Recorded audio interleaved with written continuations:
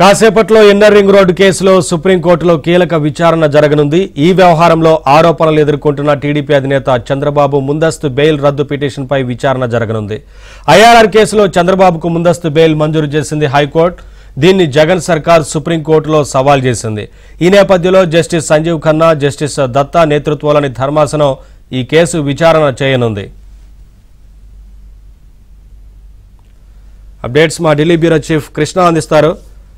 కృష్ణ, చంద్రబాబు ముందస్తు బెయిల్ రద్దు పిటిషన్ పై విచారణ జరగనున్నట్లుగా తెలుస్తా ఉంది కదా, ఏంటి అప్డేట్స్? నవీన్, టీడీపీ అధినేత చంద్రబాబు నాయుడుకు జనవరి 10వ తేదీన హైకోర్టులో భారీ ఊరట లభించింది. రాజధాని అమరావతి ఇన్నర్ రింగ్ రోడ్డు, అదేవిధంగా ఉచిత ఇసుక పాలసీ, మద్యం పాలసీలకు సంబంధించి సిఐడి నమోదు చేసినటువంటి 3 కేసుల్లోనూ హైకోర్టు ఆయనకు ముందస్తు బెయిల్ మంజూరు చేసింది. అయితే ఈ కేసుల్లోనే ఈ యొక్క ఐఆర్ఆర్ కు సంబంధించి, అమరావతి ఇన్నర్ రింగ్ రోడ్డుకు సంబంధించి మాత్రమే ఈ రోజు ఏపీ ప్రభుత్వం సుప్రీంకోర్టులో ఆయన ముందస్తు బెయిల్ రద్దు చేయాలంటూ పిటిషన్ దాఖలు చేసింది. జస్టిస్ సంజీవ్ ఖన్నా నేతృత్వంలోని ధర్మాసనం ముందు మరికొద్దిసేపట్లో విచారణకు రాబోతోంది. రాజధాని అమరావతి మాస్టర్ ప్లాన్ డిజైనింగ్ తో పాటు ఐఆర్ఆర్ అలైన్మెంట్ రూపకల్పనలో అక్రమాలు జరిగాయంటూ మంగళగిరి వైసీపీ ఎమ్మెల్యే ఆళ్ల రామకృష్ణారెడ్డి ఇచ్చినటువంటి ఫిర్యాదు ఆధారంగా 2022లో సిఐడి కేసు నమోదు చేసింది. సో ఆ కేసులోనే జనవరి 10వ తేదీన ముందస్తు బెయిల్ మంజూరు చేసింది. అయితే ముందస్తు బెయిల్ మంజూరు సమయంలో హైకోర్టు చాలా కీలకమైనటువంటి వ్యాఖ్యలు చేసింది. రాజధాని ఐఆర్ఆర్ అలైన్మెంట్ వ్యవహారంలో తప్పు జరిగినట్లు ప్రభుత్వం ప్రాథమిక ఆధారాలు చూపించాల్సి ఉంది, కానీ గతంలో వేరే పార్టీ అధికారంలో ఉందని ప్రాథమిక సాక్ష్యాధారాలు లేకుండా అనుమానించలేము. ఎలాంటి కారణం లేకుండా 3.5 ఏళ్లు ముందు ఈ కేసు విచారణ పైన ఆలస్యం చేశారు.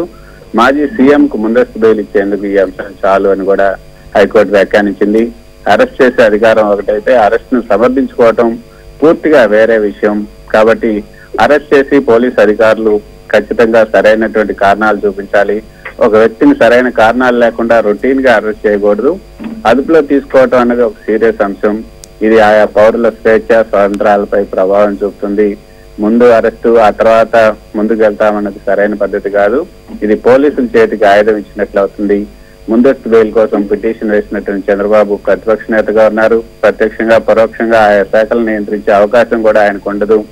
ఆయన సాక్షులను, సాక్ష్యాధారాలను ప్రభావితం చేస్తారంటానికి ఎలాంటి కారణాలు కూడా కనపడటం లేదు. ఇదే దర్యాప్తు సంస్థ క్రైమ్ నెంబర్ 29/2021 కేసు రిమాండ్ నివేదికలో చంద్రబాబు ఎక్కడికి వెళ్లరు, ఆయన కేంద్ర ప్రభుత్వ పరిధిలోని ఎన్ఎస్జీ పర్యవేక్షణలో Z+ భద్రతలో ఉన్నారని కూడా కోర్టు దృష్టికి తీసుకొచ్చింది. ఈ నేరం 2015 నుంచి 2019 మధ్యకాలంలో జరిగింది. ముఖ్యమంత్రిగా చంద్రబాబు ఉన్న సమయంలో ఐఆర్ఆర్ అలైన్మెంట్ కి సంబంధించినటువంటి పత్రాలు ట్యాంపరింగ్ జరిగినట్లు కూడా కనపడలేదు. ఆయనకి బెయిల్ ఇస్తే దర్యాప్తుగా ఎలాంటి ఆటంకం కలగదు.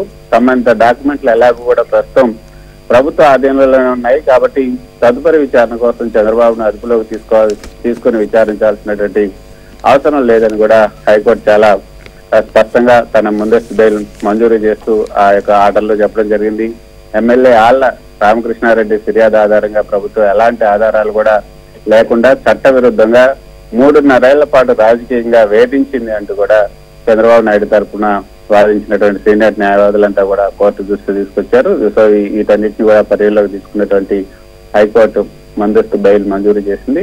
అయితే ఈ ముందస్తు బెయిల్ రద్దు చేయాలి అన్నది ఇప్పుడు ప్రభుత్వం సిఐడి తరఫున వేసినటువంటి పిటిషన్ లోని ప్రధానమైన పేరు.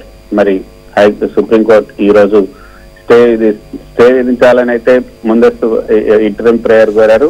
స్టే విధించి నోటీసులు ఇస్తారా, స్టే విధించకుండా నోటీసులు ఇస్తారా, అసలు హైకోర్టు ఇచ్చినటువంటి ఆ యొక్క ముందస్తు బెయిల్లో మేము జోక్యం చేసుకోమని స్పష్టం చేస్తారనేది కూడా చూడాల్సి ఉంటుంది.